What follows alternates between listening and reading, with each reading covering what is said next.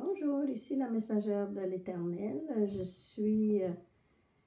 Je viens vous donner encore aujourd'hui une petite exhortation, mais peut-être un peu différente cette fois-ci.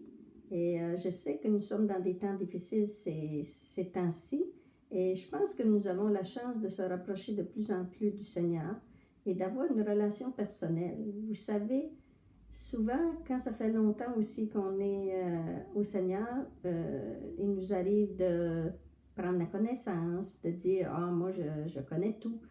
Mais des fois, on néglige notre relation vraiment personnelle, d'avoir une discipline vraiment avec le Seigneur. Et je pense que ces temps-ci, c'est un bon moyen pour vraiment se ressourcer. Ceux qui ne savent pas, bien, apprenez à connaître le Saint-Esprit parce que c'est lui qui est là pour nous guider, nous conduire, nous guérir. C'est lui qui est là pour nous enseigner. Et soyez attentifs à ce qu'il vous montre dans la parole, à ce qu'il vous dit. Et moi, aujourd'hui, je voulais vous donner, parce que le Seigneur m'a montré le verset dans Matthieu 7, versets 24 et 25, qui parle des maisons sur le roc ou sur la pierre. Et souvent,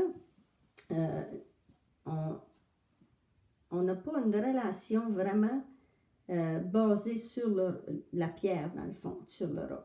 Et ce qu'il dit dans sa parole, dans le verset 24, « Celui qui écoute toutes ses paroles et m'obéit. » Il ne dit pas tous ceux qui lisent la parole, qui écoutent et qui obéit. Celui-là ressemble à un sage. Le sage construit sa maison sur la pierre. La pluie tombe, les rivières débordent, les vents soufflent et se jettent contre la maison. La maison ne tombe pas parce qu'on a posé ses fondations sur la pierre. Mais celui qui écoute mes paroles et ne fait pas ce que je dis, celui-là ressemble à quelqu'un de stupide. Celui qui est stupide construit sa maison sur le sable. Verset 27, la pluie tombe, les rivières débordent, les vents soufflent et frappent la maison. La maison tombe et elle est complètement détruite. Et ce que ça me disait à travers ces versets, c'est que si on construit notre relation personnelle avec le Seigneur, qu'on apprend à connaître sa voix, qu'on apprend à voir vraiment quand il nous parle, que si on a une situation, on va vers lui, il peut nous parler à travers la parole, il peut nous parler à travers n'importe qui, mais qu'on puisse entendre sa voix, qu'on puisse avoir vraiment cette relation. On va être construit sur la pierre et quand les situations vont venir, on ne sera pas ébranlé. On n'aura pas l'inquiétude, on n'aura pas parce qu'on va avoir la paix, la joie et le repos à travers tous ces jours. Mais si on ne construit pas sur une relation personnelle, on va s'apercevoir que tout va s'écrouler. On va être anéanti, on va être inquiet, on va faire un peu comme les gens qui courent dans les magasins, qui veulent tout acheter, ils pensent qu'il n'y aura rien. Mais nous, on va rester vraiment dans la paix. Et le Seigneur, il parle juste avant. Ça dit les vrais disciples. Qui sont les vrais disciples? C'est de versets 22 et 23.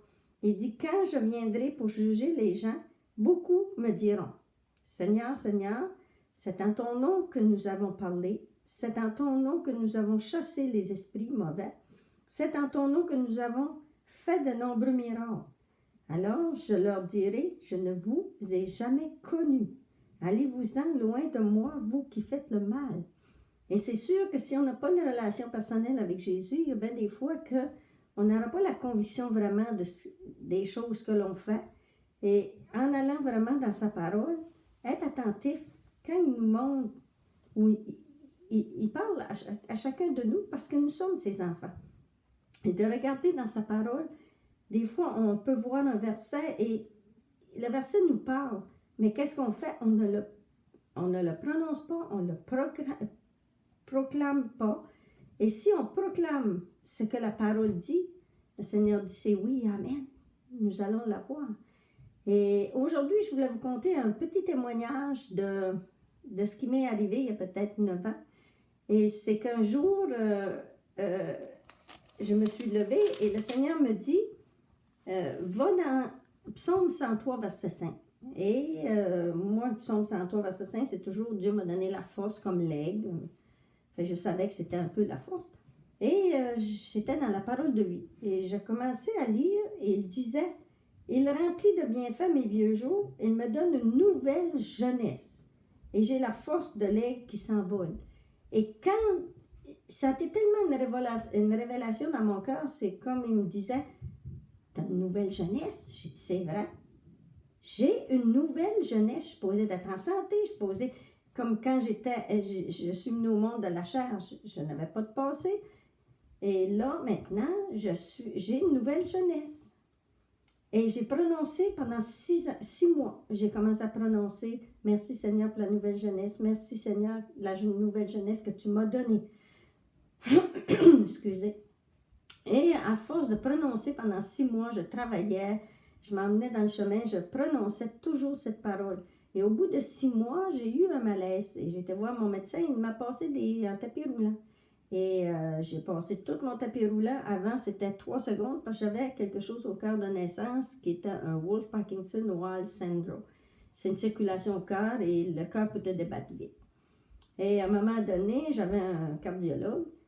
Et là, j'ai été passer les examens et quand mon médecin m'a revu, il m'a dit « Je ne comprends pas. » Il dit « J'aime mieux te retourner voir ton spécialiste. » Et entre-temps, j'ai eu mal dans le côté ici et j'ai été à l'Institut cardiologique et à l'urgence et le médecin qui m'a reçu, il m'a dit « Vous êtes venu en 2008? » J'ai dit « Non, je viens juste de venir, ça fait pas longtemps. » Ça fait qu'il m'a dit « Regardez mes résultats. » Il m'a dit « Madame, il dit vous êtes venue en 2008? » J'ai dit « Non, je viens de venir, ça fait pas longtemps. » Il m'a dit « Quel exercice vous faites? » J'ai dit « J'en fais pas beaucoup. Je fais un peu de marche, je travaille comme préposé. » Ah, il m'a dit « OK. » Fait qu'il a regardé mes résultats, puis il m'a dit « Madame, je ne comprends pas. À votre âge, il dit normalement, c'est 5,8 votre forme physique, mais vous avez 7,8. » Et ça a resté comme ça. Et dans le même mois, j'ai été voir mon médecin. Et mon médecin m'a spécialiste. Et en rentrant, il m'a examiné. Il m'a dit « Tu as un beau cœur. » Après ça, il s'est assis et il m'a dit « Quel exercice tu fais? » J'ai dit « Je fais un peu de marche et je travaille comme préposé. » Il m'a dit quel centre de culture physique tu vas? J'ai dit, je viens de vous le dire que j'en fais pas. Il m'a dit, je comprends pas. Mais j'ai dit, vous savez, j'ai dit, non, qui s'appelle Jésus. Puis j'ai dit, encore le même hier, aujourd'hui et demain, il fait encore des miracles. Fait que là, il me dit, oui, vous avez 5,7 au lieu de 7,8. Et il a fermé mes dossiers. Mais c'est juste pour vous dire que plus qu'on prononce la parole, plus qu'on la met vivante, plus qu'on l'a, parce que le Seigneur dit, la parole ne revient pas sans avoir fait un effet. Et vous voyez aujourd'hui, je ne prends aucun médicament, j'ai une très bonne santé et je sais qu'est-ce que la parole dit. Il faut vraiment, vraiment s'appuyer sur elle, surtout dans les temps difficiles que nous sommes. Nous devons vraiment dire au Seigneur, merci Seigneur pour ta parole, parce que nous avons quelque chose que les gens n'ont pas.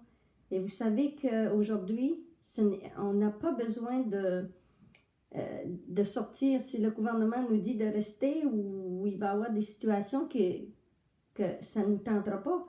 Mais le Seigneur dit, vous avez tout en lui.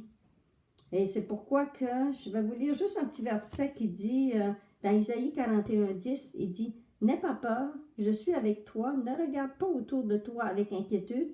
Oui, ton Dieu, c'est moi. Je te rends fort, je viens à ton secours et je te protège avec ma main puissante et victorieuse. Qu'avons-nous à craindre? Même nous avons un téléphone, nous avons l'ordinateur, nous pouvons appeler, nous pouvons exhorter les gens, Dieu nous donne un mandat et on devrait être content, on devrait être dans la joie et non dans la crainte. Et c'est un peu ce que je voulais vous dire aujourd'hui et je vous dis, soyez bénis et à la prochaine. Amen.